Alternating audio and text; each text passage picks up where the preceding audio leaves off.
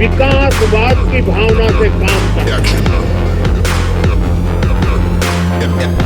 प्रधानमंत्री नरेंद्र मोदी ने मुंबई के नौसेना डॉकयार्ड में भारतीय नौसेना को 3 बेहद खास और ताकतवर बैटलशिप आईएनएस सूरत, आईएनएस नीलगिरी और आईएनएस वाकशीर पनडुब्बी देश को समर्पित करने वाले हैं। प्रधानमंत्री का मुख्य उद्देश्य भारत की समुद्री रक्षा और मजबूत बनाना है और इसीलिए मैं आपको बताने वाला हूं कि ये तीनों बैटलशिप कितने ताकतवर हैं और क्या इनकी खासियत है और अभी के लिहाज से ये भारत के लिए कितने जरूरी हैं। तो नमस्कार, मैं हूं आपके साथ दिव्यांश वर्मा और आप देख रहे हैं वन इंडिया हिंदी।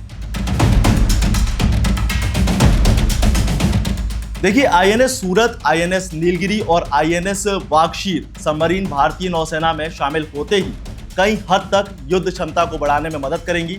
इतना ही नहीं, ये तीनों ही सबमरीन स्वदेशी निर्माण का एक बेहतरीन उदाहरण भी है। इन तीनों सबमरीन को मुंबई के Mazagon dock shipbuilders limited यानी MDL में डिजाइन किया गया है और वहीं इन्हें बनाया भी गया है। इनमें आईएनएस सूरत एक स्टेल्थ गाइडेड मिसाइल डिस्ट्रॉयर है और आईएनएस नीलगिरी प्रोजेक्ट 17A के पहली स्ट्रेंथ फ्रिगेट है। वहीं बात अगर आईएनएस वाकशीर की करें तो ये एक स्कॉर्पियन क्लास सबमरीन। तो सबसे पहले बात करते हैं आईएनएस सूरत की।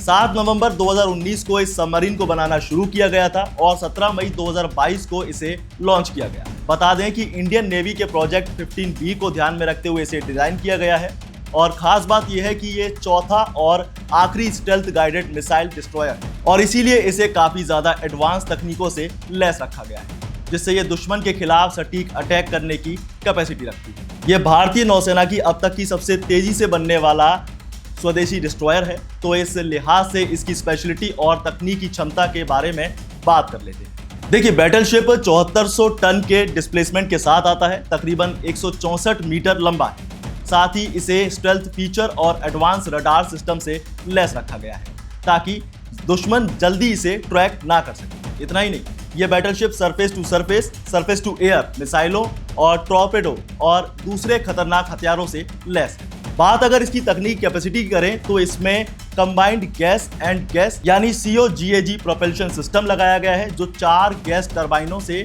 ऑपरेट होता है। चलिए अब बात कर लेते हैं आईएनएस नीलगिरी की। ब्लू वाटर ऑपरेशन का किंग इसे कहा जाता है। असल में आईएनएस नीलगिरी को भारतीय नौसेना के प्रोजेक्ट 17A के तहत बनाया गया है और पहला स्टेल्थ फ्रिगेट ये है।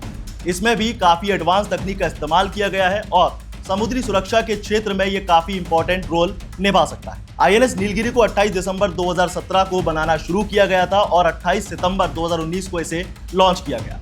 बाकी इसकी स्पेशलिटी और तकनीक क्या है वो भी सुनिए। देखिए, आईएनएस नीलगिरी जैसा शिप 6670 टन का डिस्प्लेसमेंट रखता है और 149 मीटर के लगभग इसकी लंबाई है। साथ ही इसे रडार सिग्नेचर को कम करने के लिए इसे खास तरीके से डिजाइन किया गया है। और अगर बात करें इसकी तकनीक की तो इसमें supersonic surface to surface missile और medium range surface to air missile लगाई गई है। यहाँ तक कि इसमें rapid fire close and weapon system लगाए गए हैं। यह ship integrated platform management system यानी IPMS से पूरी तरह लैस है। चलिए अब आखिर में बात कर लेते हैं आईएनएस वाकशीर की। दरअसल आईएनएस वाकशीर भारतीय नौसेना की स्कॉर्पियन क्लास प्रोजेक्ट 75 की तहत बनाई गई एक 6th और आखिरी डीजल इलेक्ट्रिक सबमरीन।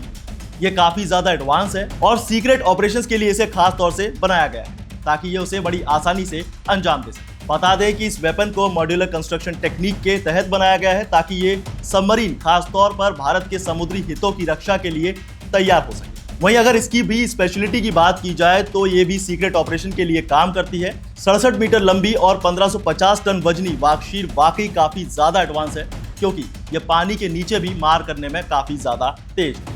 इसमें एयर इंडिपेंडेंट प्रोपल्शन यानी AIP तकनीक का इस्तेमाल किया गया है जो भविष्य में एक बेहतर कैपेसिटी इसको प्रदान करेगी। आखिर में जाते जाते एक और खास बात, आईएनएस सूरत और आईएनएस नीलगिरी में महिला अधिकारियों और नाविकों के लिए खास रेजिडेंशियल सुविधाएं दी गई हैं। दरअसल ये कदम नौसेना में जेंडर इंक्लूजन और महिला अधिकारियों की भागीदारी को बढ़ावा देने की दिशा में उठाया गया है। तो कुछ ऐसी है 3 बैटलशिप। आपको इनके बारे में क्या कहना है, आपको इनकी खासियतें कैसी लगी, हमें कमेंट में जरूर बताएं। साथ ही वीडियो को लाइक जरूर करें और ऐसी तमाम अपडेट्स के लिए बने रहिए वन इंडिया हिंदी के साथ।